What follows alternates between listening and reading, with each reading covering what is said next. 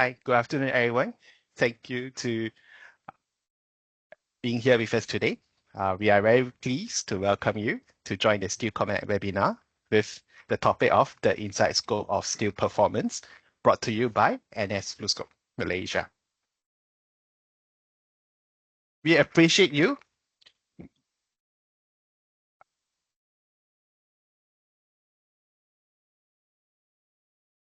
So sorry, just one moment.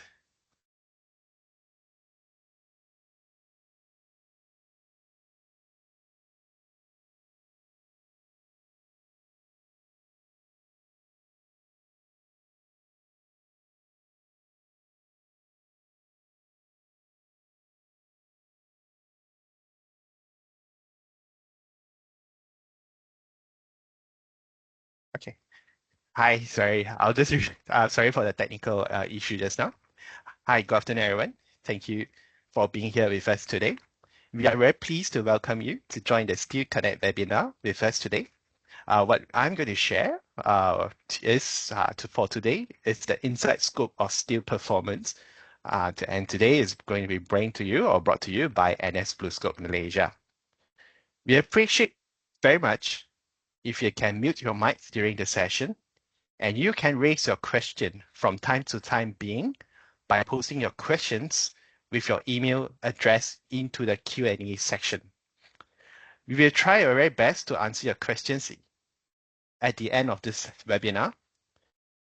Otherwise, we will return an email to you to answer your questions. For architects and engineers who wish to collect your LAM or BM/CPT points, kindly stay through the entire webinar as there will be a survey form required to be filled. Thank you. So today I'm going to run through share some of the topics. Some of the topics that I'm going to share today is going to start with the evolution of roofing type. Throughout the time of human civilization, what are the roofing types that are being used? Coated steel in protection. Coated steel in maintenance. How do we maintain? Capturing new trends. Some do's and don'ts, followed by questions and answer. So we're going to start with the evolution of roofing type. So if you see from this slide, I'm going to share, this is known as the atap, or what we call in Southeast Asia, the atap roof, or the thatched roof. It is a Nusantara right type roof system across Malaysia, Indonesia, and Brunei. It is still being used until the early 19th century. At this moment, or in this modern times, this type of roof has been used in theme parks, such as Gamuda Cove Splash Mania Wetlands. Of course, moving on with the evolution of roofing type, then there are the clay tile roof. So the modern clay tile roof became popular around the 19th century in the USA. It is one of the most common material used in Malaysia. I've chosen this picture because this is actually where I am from. This is Ipoh. This is my housing estate, and this housing estate uses the clay tile roof. Following on, there are made developments, and this is the asbestos roof. The asbestos roof is first used in 1907, but it has been first banned, started off in Europe, UK, in most places due to cancer risk. There are still a lot of asbestos roof in Malaysia, and the removal of asbestos roof requires special care and needs specialist care for the removal of asbestos roof because the asbestos roof fiber can cause cancer.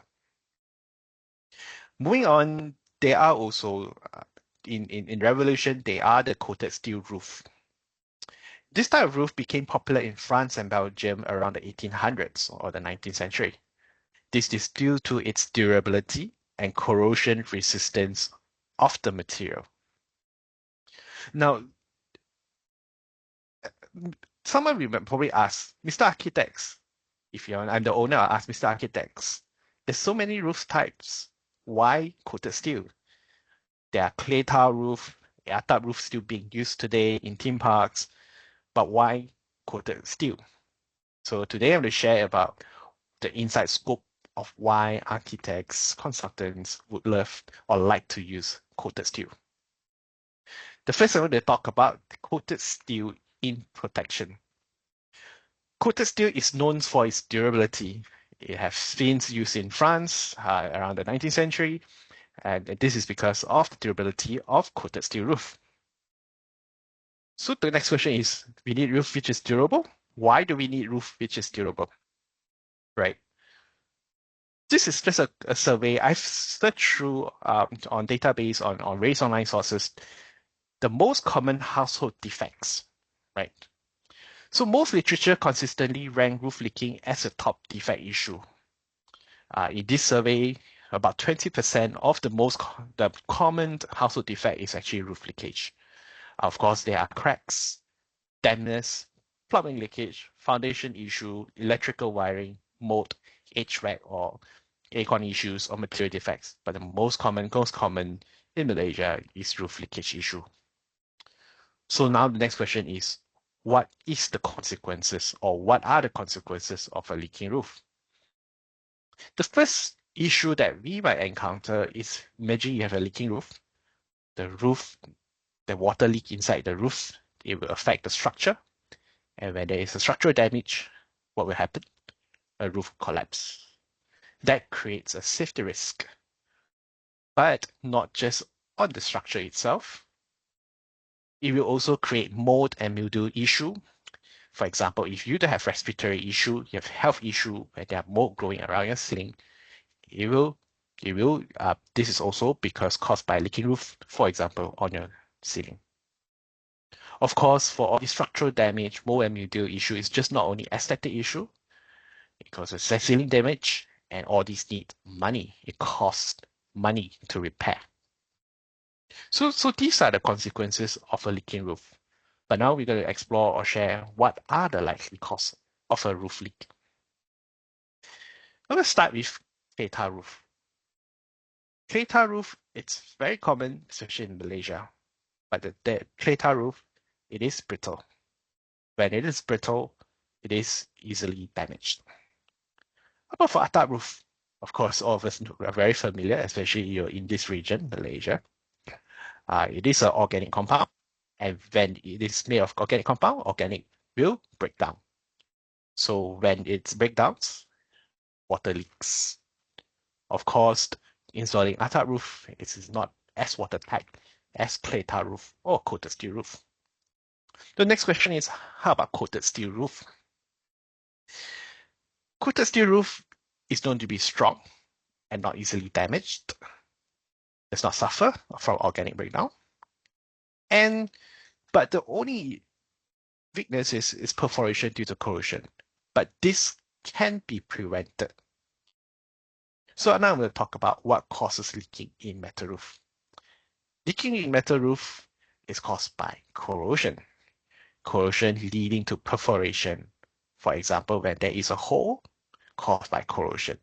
And so these are some of the examples of the perforation caused by the corrosion. I'll show you some pictures that I found on the internet. These are some of the examples of perforation due to corrosion on our coated steel roof and causing leaking.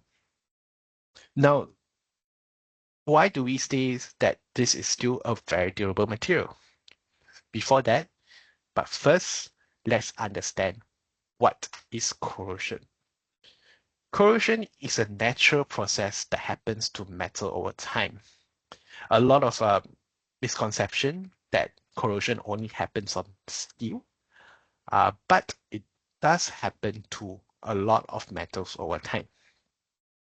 Now, this is a picture or example of a copper material.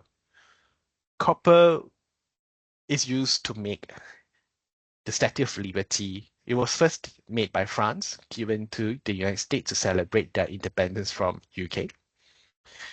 The original color of copper is brown, light brown. But over time, faded over time, it has become green. Of course, how about aluminium? A lot of people would thought that aluminium does not corrode. But aluminium weathered over time, it will develop white powder, as you can see on this particular example. So corrosion happens with the presence of air and moisture. Imagine you have base steel, you have air, you have moisture, then it will form red rust. Air and moisture will react with the base steel to form red rust. And throughout time, more weathering will perforate, and it will lead to failure of the coated steel material. So corrosion causes water leakage in metal roof. So next question is, should we use metal roof then? There is a way to prevent this, right? So how do we prevent this? If you remember what I shared, corrosion is caused by moisture and air reacting with base steel. So how we do prevent this is we actually form a barrier. We form a barrier to prevent air and moisture to react with the base steel. You form a moisture, you have a barrier. Imagine you have an umbrella. You protect the base steel from the air and the moisture. So how does it work practically? So what kind of protection that is available? The first type is what we call the sacrificial protection. How does it work? We work by having a base steel, and we are coated with metallic coating in a hot bath continuous process to coat the base steel with metallic coating. Of course, this is what we call the active system. There is a passive system. It's what we call the barrier protection. Very simple. Base steel, you paint on top of it, you paint on top of it. Right? This is what you call the barrier protection. So now let's dig deeper into the sacrificial protection. Sacrificial protection generally with coated steel is by zinc. This is actually a method first used in the 18th century. You have the sacrificial protection, you have the metallic coating. Now we'll zoom in a bit. Imagine you have the zinc. This is the base steel. You have the zinc coating. Air and moisture will contact with the zinc, and zinc work as a sacrificial protection. So how does it work? Zinc is more active, so it will sacrifice itself first before it will the steel reacts with the air and moisture. And once the zinc is gone, the air and moisture will attack the steel base. This is the first method used, started off in the 18th century. However, there is constant development, constant improvement. So what kind of protection that is available? The method first used in 1976. We added sacrificial protection with the barrier protection. How does it work? You can see the metallic coating. Some manufacturers will add in aluminum and zinc, not just on the top of the base steel, but bottom of the base steel. So how does it look visually? When you put in the microscope, you can see this is a zoom up picture of a metallic coating with aluminum and zinc. Air will come in, moisture will come in, but however, aluminum will first be a barrier to the air and moisture. Aluminum works as a barrier protection. Zinc works as a sacrificial protection. But of course, this will continue to improve. There's a lot of improvements. And there is a new innovative method being introduced in 2013. Imagine, as first, just now in 1976, we have aluminum and zinc. But in 2013, there was a new method being used by the introduction of magnesium compound. So this magnesium compound enhances the corrosion protection activities at marine environment. So there's a lot of questions being asked, like, can I use coated steel near the marine environment? It is possible, and especially with the new tech development of this technology, we are able to have a good lifespan of using coated steel at a marine environment. And this addition of magnesium enhances corrosion protection activities. This particular sacrificial protection is available in Malaysia now. Now, just now I shared about the sacrificial protection, the active system. So how of course, for projects, we do need colors on top of it. So how do we do that? We have an addition of paint on top of your metallic coating. Paint not just only beautifies our property, but it also enhances the barrier protection because the paint acts as a barrier, acts as a physical layer against the air moisture, against the metallic coating and the base steel. Now, after sharing all this, the technology that is available, the next question is how to prove the performance? How do you know that it works, right? So we're going to start with simulation test. A simulation test is an accelerated test. It can be done in lab. So the first method is what we call the salt spray test. A salt spray test provides a continuous environment with no change in conditions, with the spraying of general 5% salt, and sodium chloride in this case, and 35 degrees Celsius, continuously. Improvements does not only happen in the technology in sacrificial protection, it also there are improvements being done on the simulation test. So in 1996, Grossman, this is an ASTM standardization news. There is a new method, what we call the cyclic corrosion test or CCTs. It is a more realistic test, especially to distinguish outdoors materials, which will be more durable outdoors. It's a more realistic test than the salt spray test. What's the difference? CCT is known as short for cyclic corrosion test. It exposes specimens to a series of different environments in a repetitive cycle. Just now, if you remember, just now was a continuous spray of salt. In this one, it will go through a cycle of spraying of salt, water, wetting it, and then drying. Go through a cycle. Now, saying this, how do we prove that, CCT, there are literature writes up about this, but how does it show that proof that CCT it's a much more accurate method or mimic to the actual environment. Now, so this give you an example. This is our outdoor exposure test at 45 months. And this is a salt spray test at 2000 hours. And then a cyclic corrosion test at 2000 hours. So cyclic corrosion test reflects a more realistic condition. Why do I say that? You can say that because the outdoor exposure test, you can see there are signs of corrosion. But salt spray test, when we test it, there's no sign of corrosion.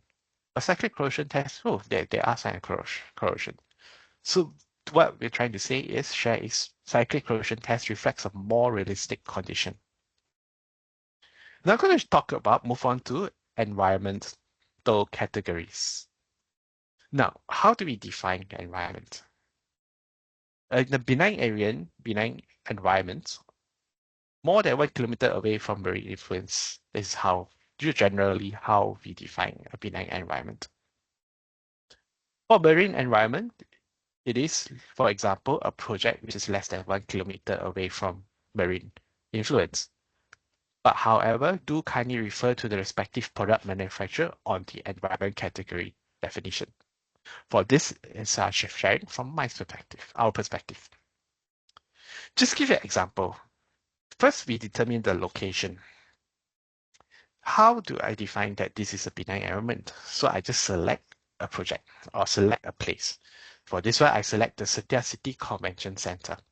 I use Google Maps, I do radius, and I look within 1 kilometer, it is away from any marine environment, and it is also located in residential area. Just give you an example. I pick Underwater World Langkawi. This is 0.01 kilometers away from the sea or the nearest coast. I use a Google Map as well.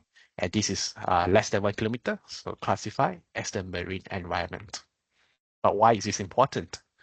So before going to this, I'm going to share the difference between salt spray test and cyclic test. Why do we choose the environment? This is salt spray test. This is according to MS 2383 standard. And this is cyclic corrosion test, the next one, right? So just for comparison purposes, this test hours for salt spray test, in this case, is 2,000, and cyclic corrosion test is 4,000 hours. And SST and CCT have different exposure duration. But now, why do we choose that particular exposure duration? Okay, to the environment, MS2383, C4 category is a tropical environment or benign environment, or C5 is a marine or industrial environment. So knowing your product or your project, then we need to know what kind of coated steel is tested for that type of category, right? So it's all stated in the standard. So how do we find out the simulated test results? We can obtain from the manufacturer. For example, I've taken this particular example from the product data sheet. For this particular product, it's tested to the C4 tropical environment. And you can see the CCT is at 2,000 hours. Now, how about this is for benign environment, for example. How about for this particular product? See this particular product, you can see, you can look at the product data sheet. You can always ask for the manufacturer. This is tested to MS2383 C5 or marine environment. And the simulated test is cyclic corrosion test at 4,000 hours. Now, just now I was shared based on the simulated test. How about real life test? This is an example of a real life test, right? This is conducted in BlueScope Malaysia. So the principle is that test panels are coated and dried or cured, then placed on a test rack at a selected testing site. After a nominated exposure period, the test panels are removed from test rack and assessed by the appropriate methods. And of course, for this outdoor exposure test, it also follows the Australian standard. Some manufacturers will publish the test results from the outdoor exposure test on the product datasheet. For example, for this particular one, it will test out after being natural well wash exposed for 15 years, and it goes for adhesion checking, and there's no flake or peeling. And where do you get this? Always you can get this from the product datasheet, can obtain from the manufacturer. Now, just now I was talking about the corrosion performance. Now, next is the paint performance. So not all paint systems are the same. So examples where I Google it, some of the paint failures, common failures is, or color failures is uneven color fading. You can see. Or you can see it's quite common, you'll be see paint being peeled off. And then of course, chalking of colors. And these are not good.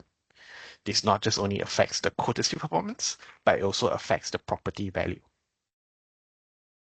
Now, just an example, this is some of the case studies that we've been walk around. So this particular project, you can see here, is they have made up 4 buildings. The one, you can see that the one on the bottom, the blue color is still there. But you can see at the far end, the color has faded. Color has gone. And all these are built on the same, this is the same project, but the color performance are very, very different. So in Malay, we have a term, kepala pusing. Oh, so paint also matters. So there are a lot of different type of matters. Paint, a lot of factors, right, affecting the paint performance. So what is a good paint system? We can start with what is inside a paint. Paint is made of resin. Resin holds the pigment together. Solvents provide flow, especially pigments provides the color. Example with the white color, the common pigment will be titanium dioxide. Imagine you're making a cup of Milo. Pigment is the Milo powder. solvent is your water, which is dissolved or be a solvent for your Milo powder. And if we add additives, it provides additional performance. In this case, we can imagine if it's we add condensed milk inside. Pigments and resins influence greatly on paint durability and performance. Resin is the mainstay of the paint, right? Pigments and resins influence greatly on paint durability and performance.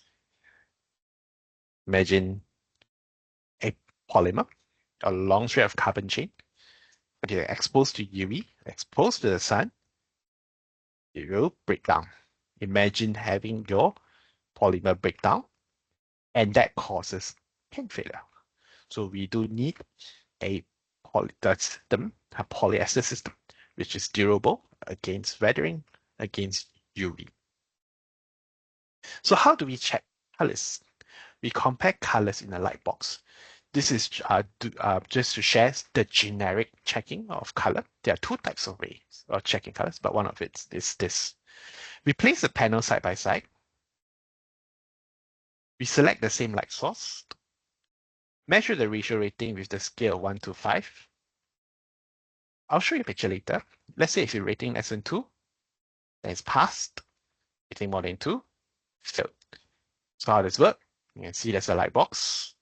So we select the same light source, which is D65, which is sunlight. It mimics the sunlight. And we measure the visual rating. How do we do that? We put the panel side by side. We put the control panel, which is a panel which is not exposed to the weather, and then the test panel,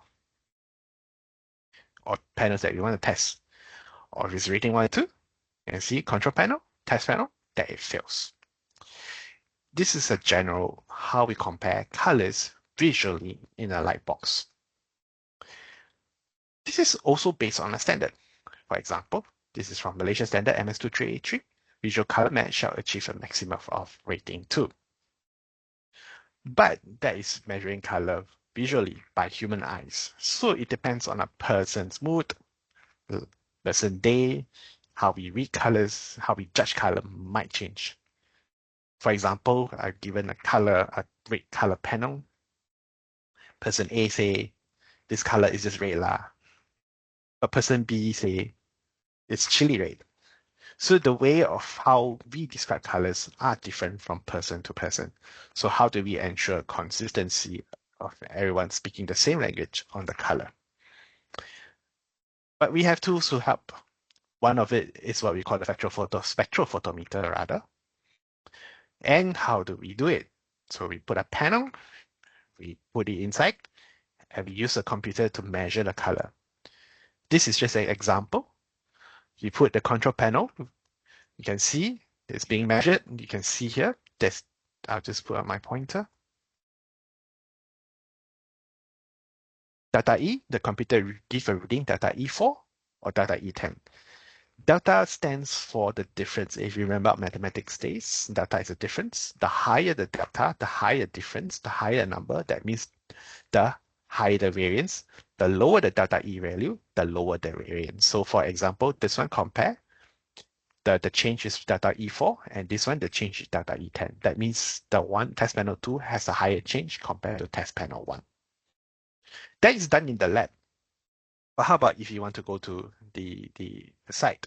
Even inside, we do have there are equipment available, which is a portable spectral photometer to measure. So what I want to share is another color attribute, which is gloss. So the next question is, what is gloss? Gloss is about how shiny a paint is or how shiny a finishing is. We do have tools to help it. Gloss is measured by a gloss meter at 60 degrees. Example of the finishing, you can see here, this is a low gloss, which is measured at 7 gloss unit.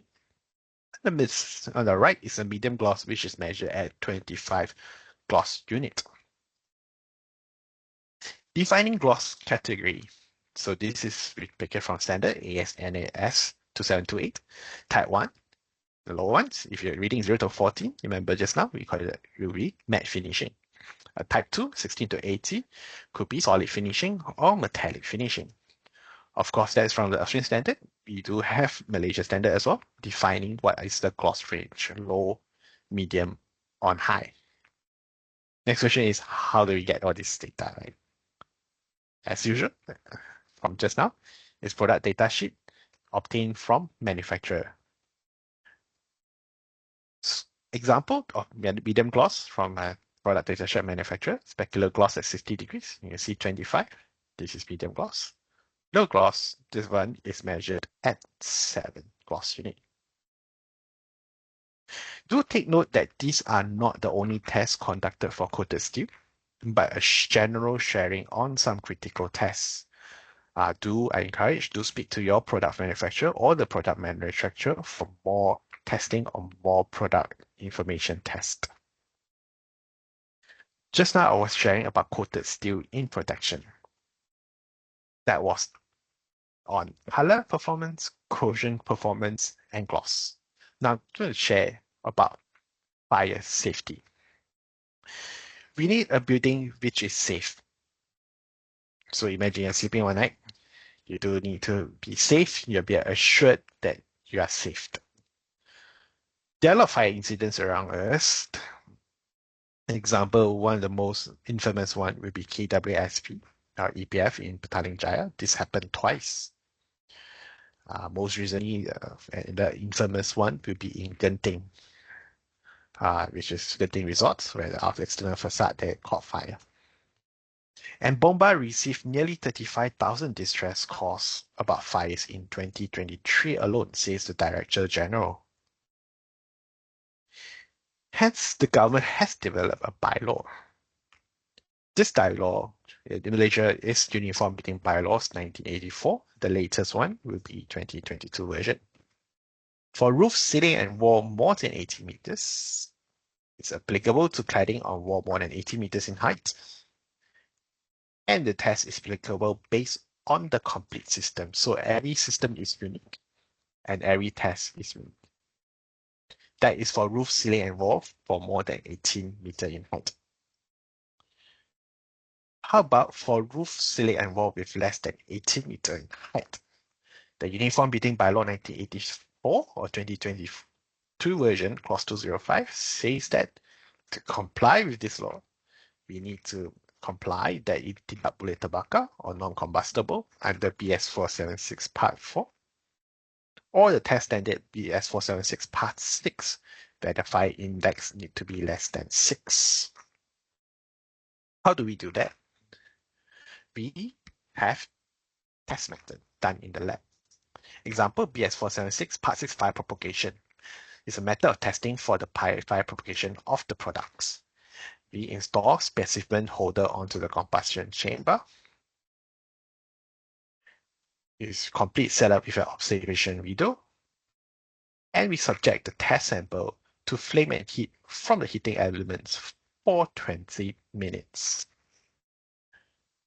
So how do we see it?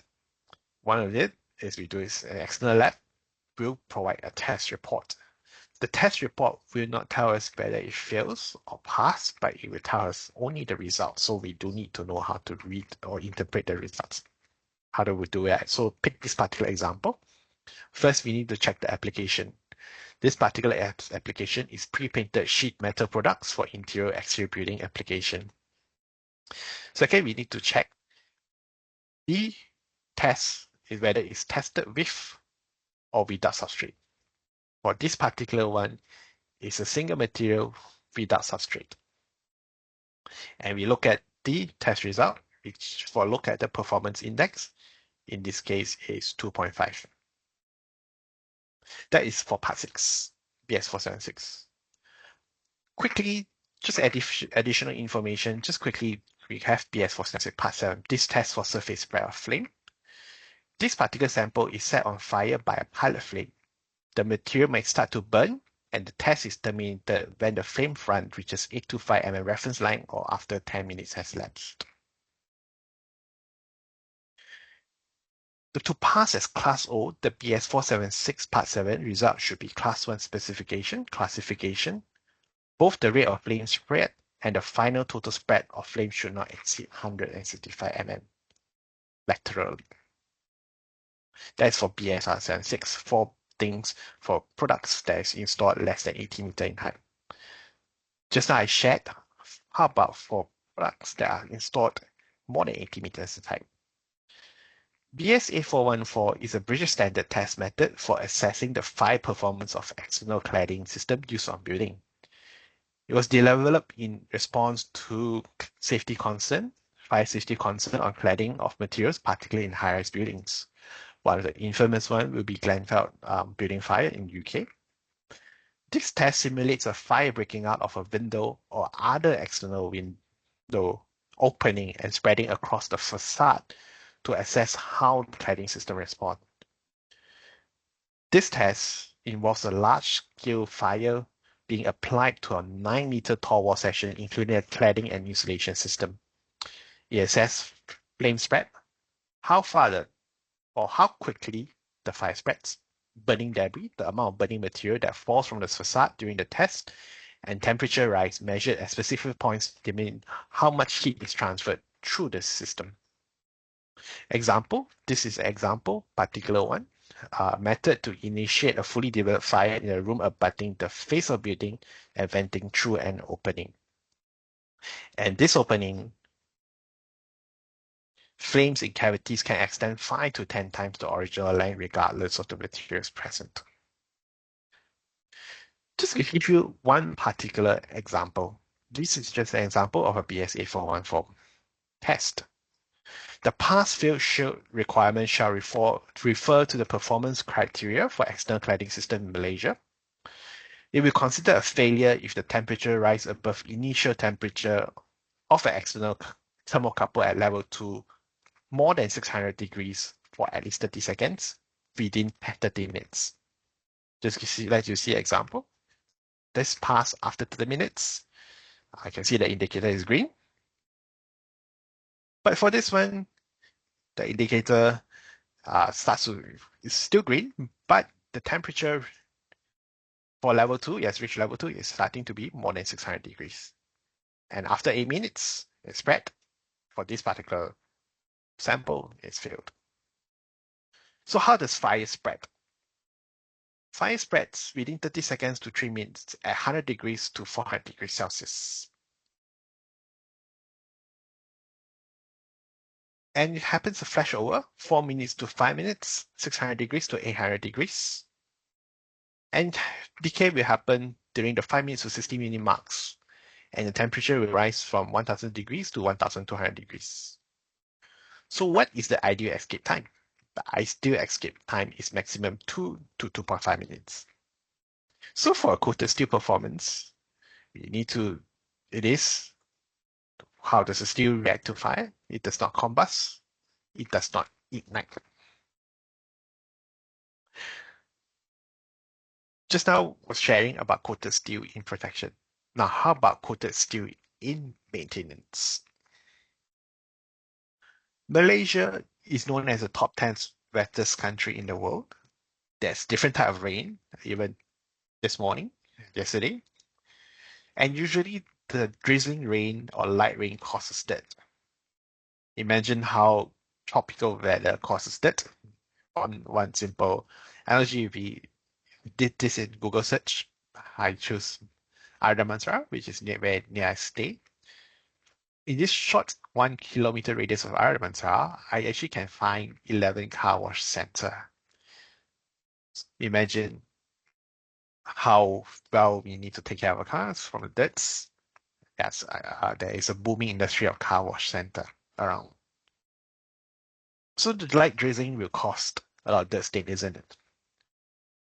If your roof is easily stained, do you have to clean every week like our car?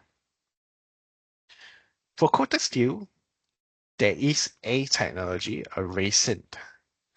This particular one is exposed to elements in tropical environment in Singapore.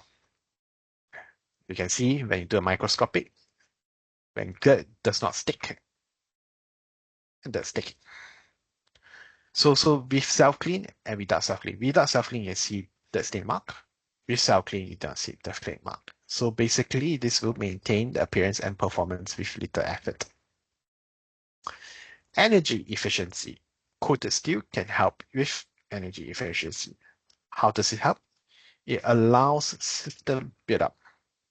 Imagine you have a system and you have a house, and we have a metal deck system. A metal deck system on the daytime, it will help to reduce the heat transfer.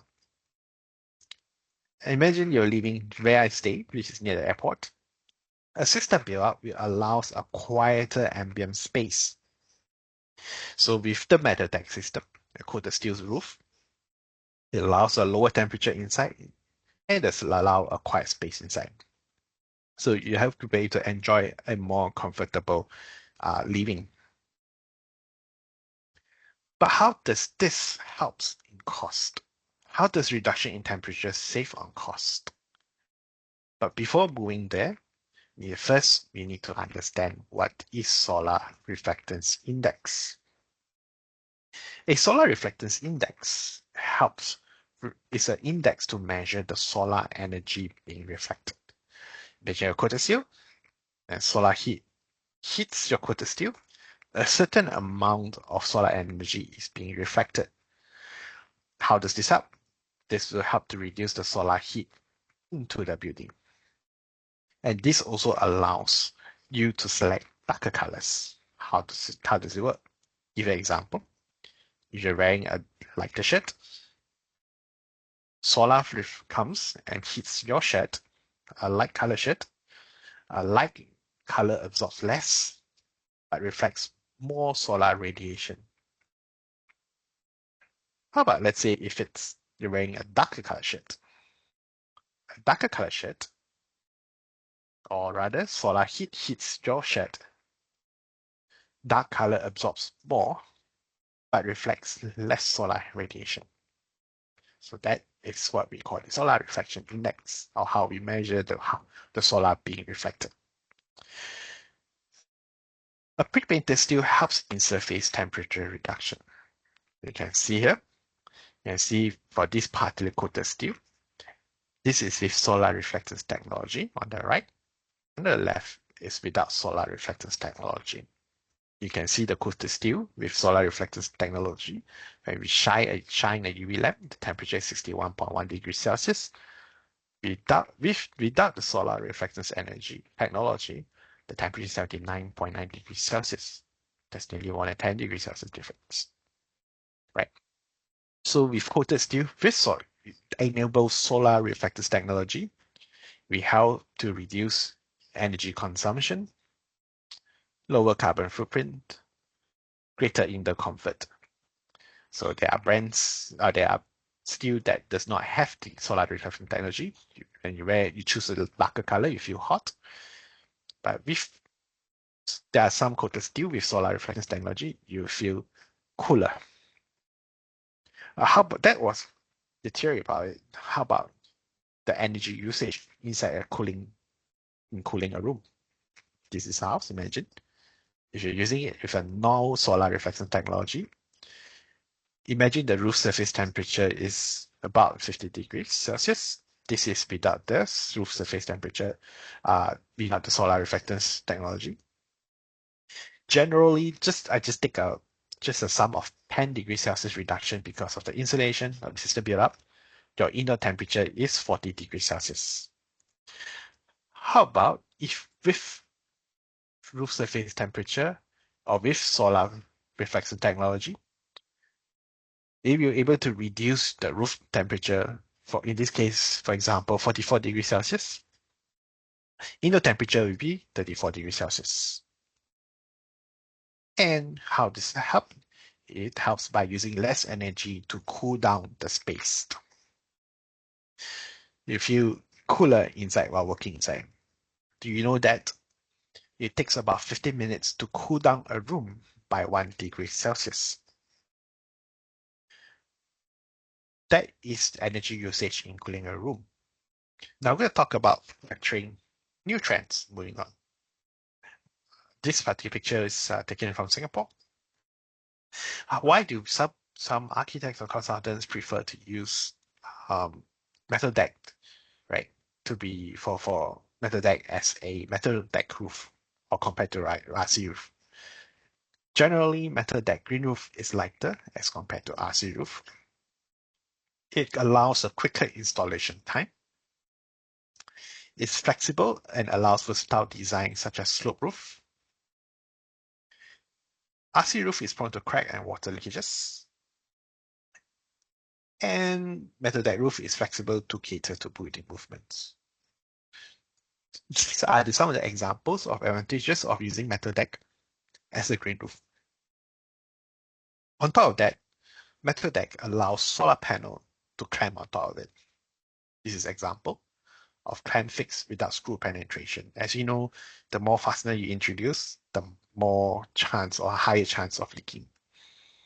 Right. So for example, this particular one, there is clamp. This is using fastening method. And for coated steel, you can fasten it, but you may also clamp it without any screw penetration. Right. Moving on, the coated steel is environmental friendly material.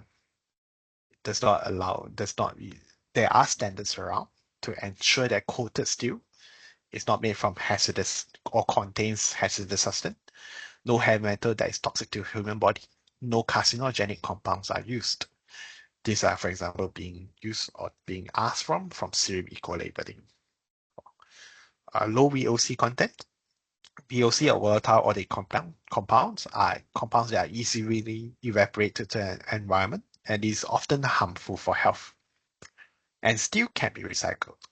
And there are standards around, for example, Cerium eco-labeling, Malaysia mark, to ensure that the coated steel is or are environmental friendly.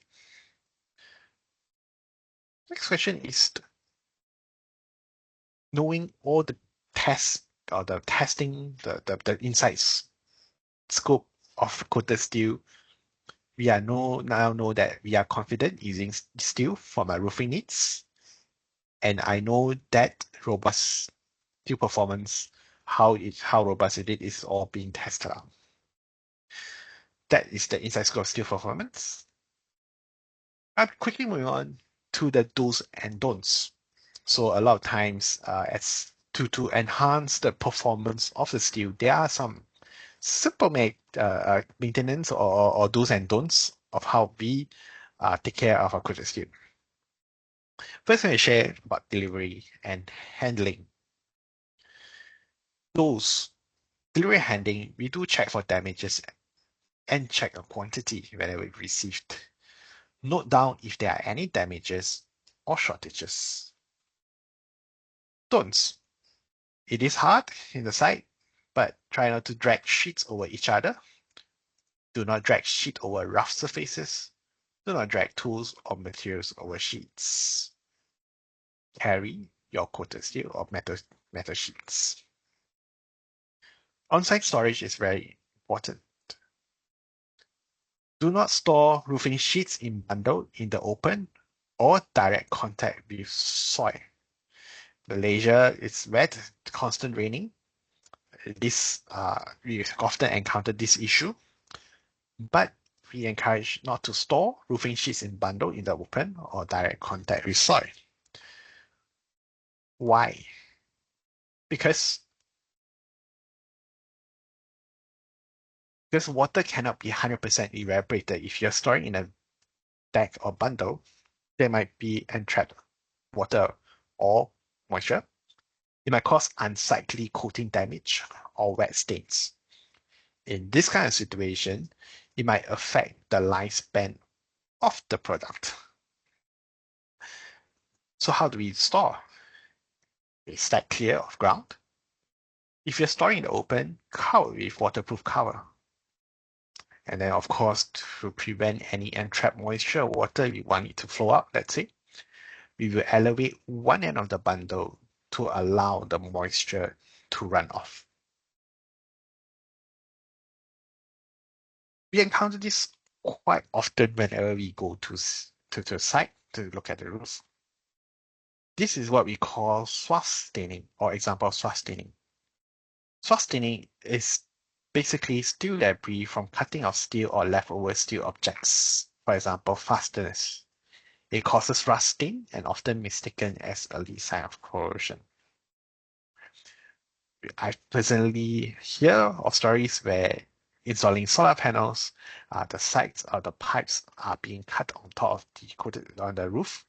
Uh, so in this kind of scenario, do your works down there to prevent all the steel debris from being left over and causing swath stain. There are methods, there are ways to remove it. One of it is use Scotch-Brite type pad, soft padding to clean it. You may use mild detergent, diluted mild detergent to wash it together with water. And do not use steel wool type to clean soft stain, as this might cause the metallic coating or the coatings to peel off. But always do check with your manufacturer on the warranties, terms and conditions when conducting cleaning. Accessories compatibility. This is very important. Always do check with your manufacturer on the compatibility of your material. For example, if you're installing lightning arrestor or fastener. In this particular example, I've taken color bonds here. You can see what are the materials that are compatible, such as aluminum, and what are the materials that is not compatible. In this case, copper and brass. Whenever we go to the roof, we quite often see incompatible material being used. For example, copper lining arrestor. We do know that copper is a very good conductor. However, it is not compatible with coated steel roof. Even though it's not touching, water, for example, this example, the water touched and will cause rust from the router runoff from the copper. And let's say if this is direct contact with copper, you can start to see signs of rust because of the incompatibility or dissimilar metal. In this kind of case, aluminum lightning arrestor with laser coated steel is compatible and does not cause rust issue. Do always check with your manufacturer on the compatibility. Not just on lightning arrestor. Nowadays, there are a lot of installation of solar panels or solar roof. One example will be to ensure the solar panel clamps are compatible or using the same material, compatible with the coated steel roof. Even though it's clamped, example for this one, that was the solar panel. But now this is for safety lifeline or fall arrestor to ensure that the fall arrestor clamp is also compatible. For this particular example, this is an aluminum-based clamp.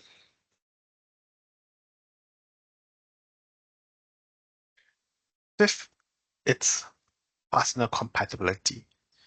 We do recommend if let's say if the project or coated steel roof is more than 400 meters from marine or industrial influence, use the AS3566 class 3 fastener. Or if it's less than 400 meters from marine or industrial influence, use the AS3566 class 4 fastener.